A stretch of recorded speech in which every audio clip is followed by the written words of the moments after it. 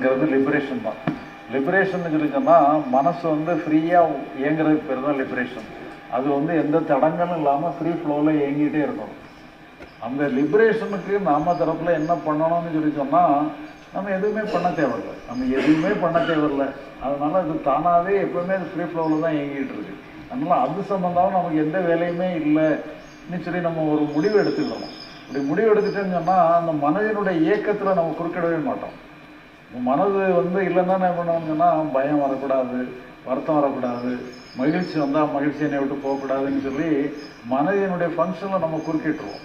இப்போ மனதினுடைய ஃபங்க்ஷனில் குறுக்கிட்டோம்னு சொன்னால் என்ன ஆகுதுன்னு சொன்னால் ஒரு ஓடக்கூடிய ஒரு ஆற்றுல குறுக்க கை விட்டு நிப்பாட்டுற மாதிரி தான். நிப்பாட்டணும்னு சொன்னால் சுழலை ஃபார்ம் ஆகிடும். அதனால் நீங்கள் வந்து மனசை அப்படியே அது ஃப்ரீயாக ஓடிக்கிட்டே தான் இருக்குது. நாம் ஓட வைக்கல, அது இயற்கையாகவே ஓடிக்கிட்டு தான் இருக்குது. எல்லாம் வினாடிக்கு வினாடி புத்தம் புதுசாகி தான் இருக்குது. இப்போ நமக்கு அங்கே எந்த வேலையுமே இல்லைன்னு நம்ம கண்டுபிடிச்சிக்கணும். மனசை நல்லா வச்சுக்கணுங்கிற மாதிரி எந்த கடமையும் நமக்கு இல்லை. நாம் நினைக்கிறோம் மனசை நல்லா வச்சுக்கணுங்கிற ஒரு கடமையோடு தான் எல்லாருமே பாடுபட்டு இருக்கிறாங்க. மனசை நல்லா வச்சுக்கணுங்கிற கடமை நமக்கு யாருக்குமே கிடையாதுங்கிறதுனால அந்த மனசு சம்பந்தமாக நமக்கு எந்த கடமையுமே இல்லைன்னுட்டு ஒரு முடிவு எடுக்கிறதுக்கு பேர் தான் ஞானம். அப்படின்னு அந்த முடிவு எடுத்துட்டீங்கன்னு சொன்னால் மனசை இயற்கைக்கு விட்டுறீங்க. நீ எப்படி வேணாலும் இருந்து பண்ணி விட்டுட்டீங்கன்னு சொன்னால் அது இயற்கையாக இருக்குது.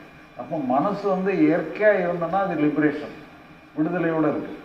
இல்லைன்னு சொன்னால் நீங்கள் பந்தப்படுத்துறீங்க. நீ இப்படி தான் இருக்கணும், மகிழ்ச்சியாக தான் இருக்கணும், வருத்தமாக இருக்கணும்னா பந்தப்படுத்துறீங்க, அது கட்டி போடுறீங்க.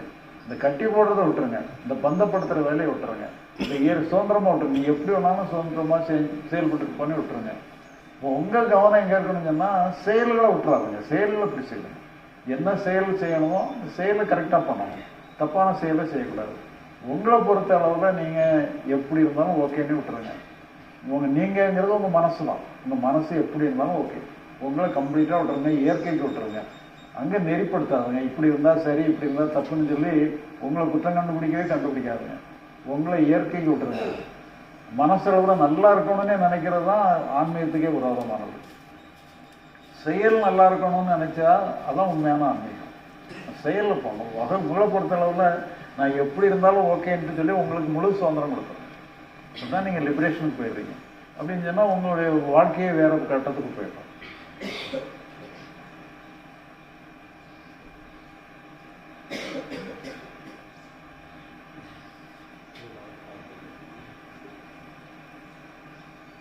Yeah, silence, thoughtless state. Silence? Thoughtless states. Silence popular-ஆ? Thoughtless state. Thoughtless state-ஆ? Thoughtless state வந்து நம்ம நல்ல தூக்கத்தில் தாட் இருக்காது. நல்ல தூக்கத்தில் கனவு வந்துட்டுனா